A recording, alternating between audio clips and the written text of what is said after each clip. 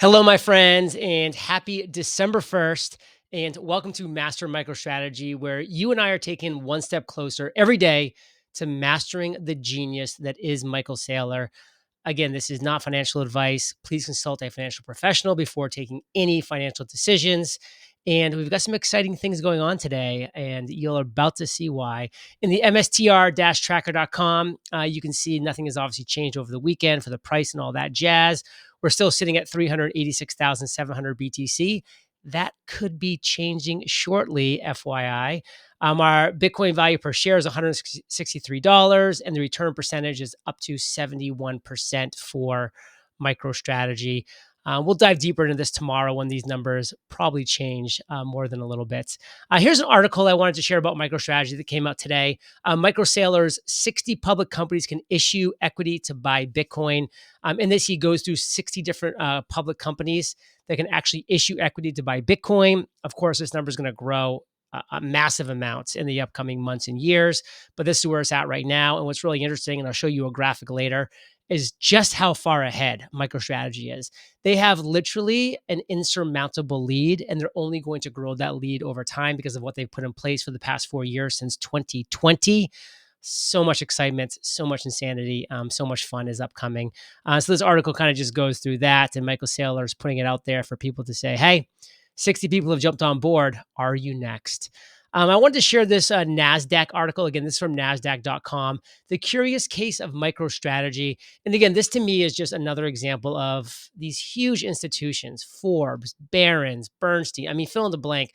They're all becoming more and more curious about who's this MicroStrategy? Who's this company that's been the best performing stock over the past 4 years? Who's killed it over the past year? Who is destroying everybody's darling NVIDIA? I mean, it used to be close on who was giving the best returns. Now MicroStrategy is destroying NVIDIA in that department as well.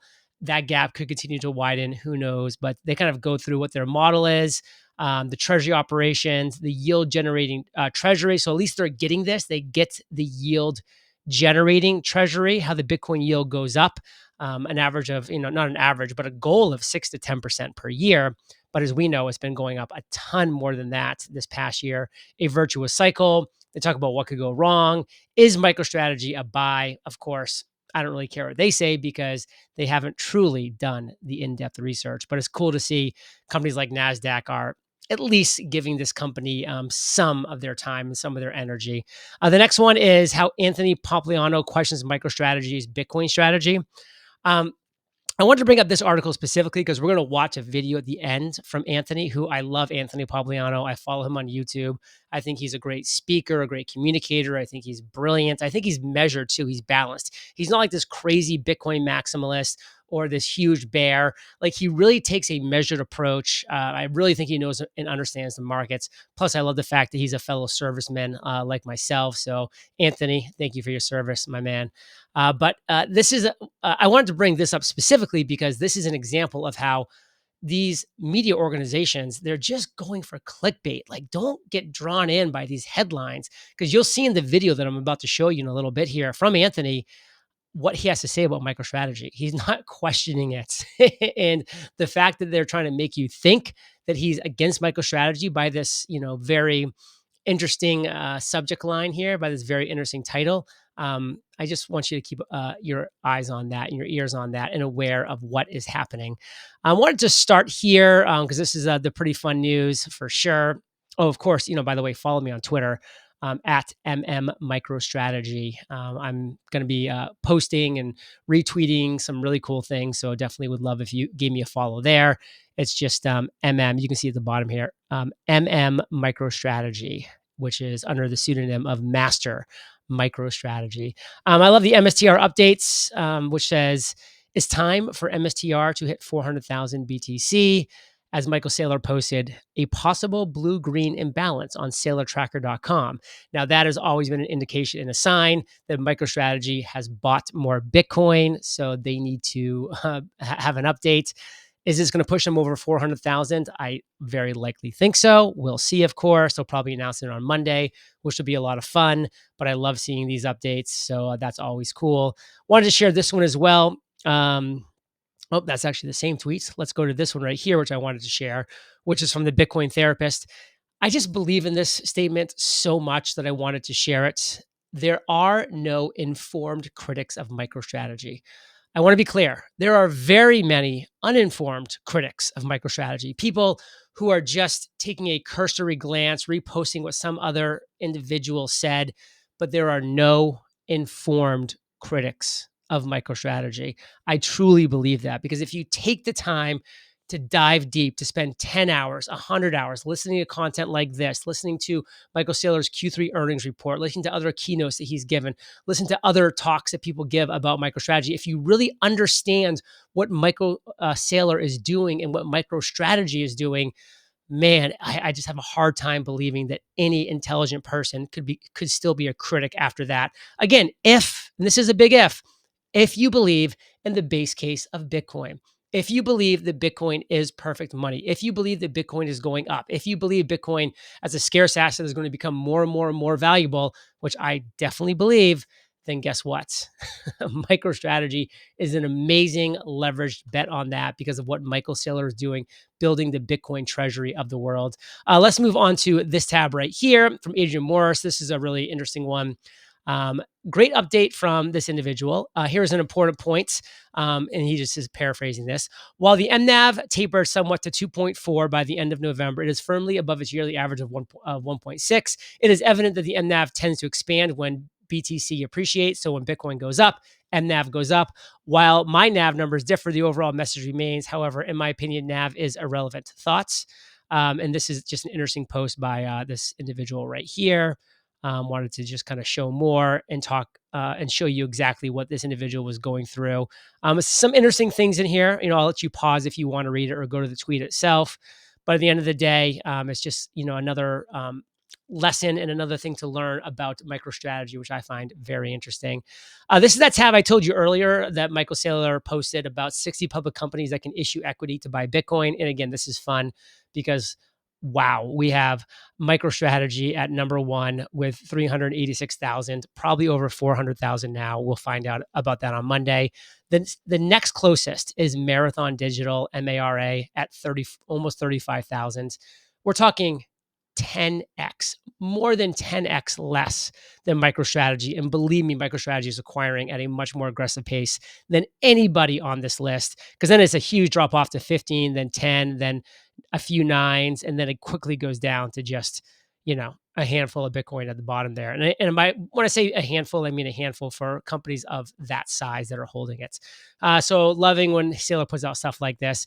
And then here's a video I wanted to share from Anthony Pompliano that again was taken out of context by that article that I shared earlier. So let's Anthony Pompliano take it away. What MicroStrategy is doing, it makes a lot of sense from a math standpoint. If I can sell essentially future equity at a higher price than my stock trades at today, which is really what the convertible debt is, sometimes at a 55% premium, and I can buy Bitcoin today with that money, well, that sounds like a pretty good deal, right? It's because what you're basically doing is you're saying, hey, I'm going to invest in your company at $10, but I'm not going to actually get the equity at $10. I'm going to get it at 15+ dollars a share. Well, why would I not do that? I should do that all day long, right? It's no different than Warren Buffett or anybody else saying, hey, if my stock's overvalued, I issue more shares. If my stock's undervalued, I buy back my shares. This is just a unique way of doing it. And it's a different use of the proceeds, right? So I think that's first of all.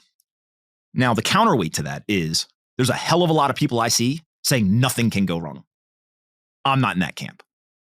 I couldn't sit here and tell you what can go wrong, but what I can tell you is that an alarm goes off in my head when I start seeing everyone saying nothing can go wrong.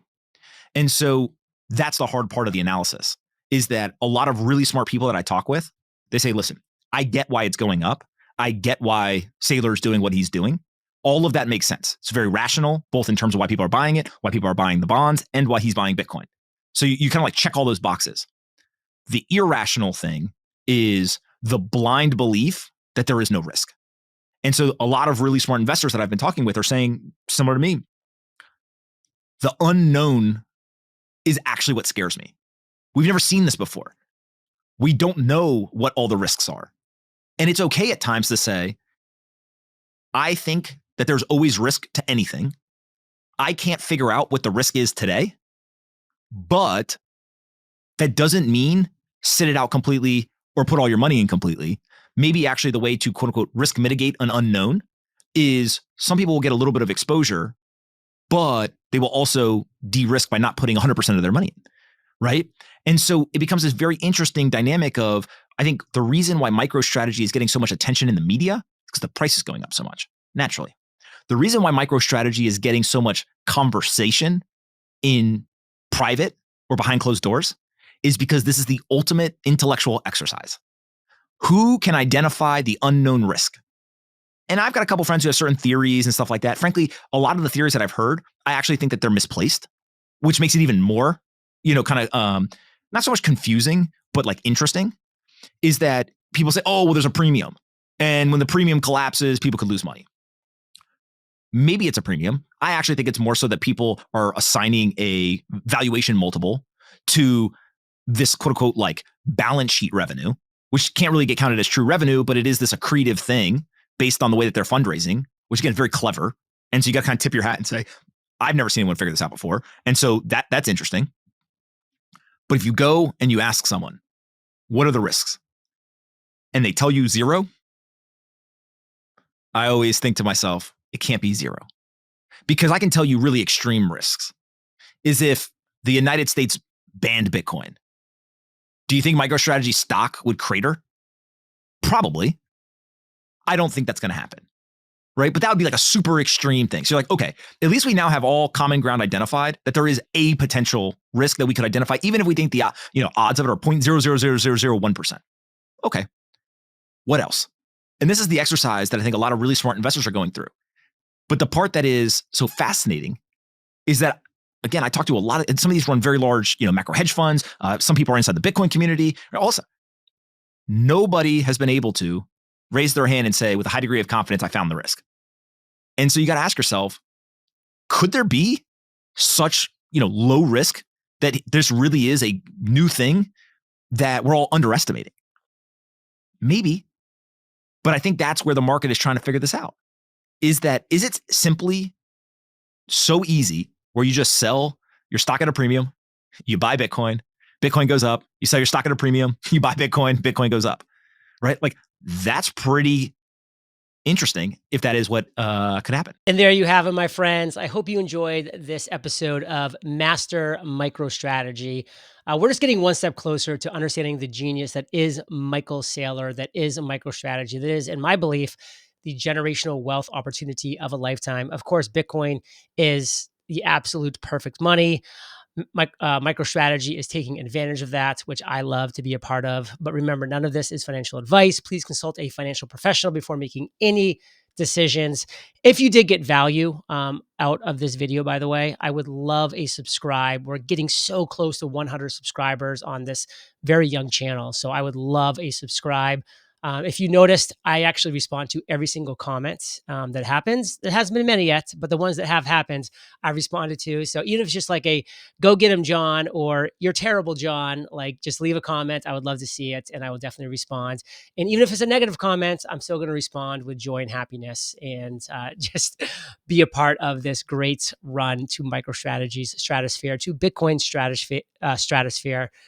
So please subscribe. I would love a like. I would love a comment. And please remember, there is no second best.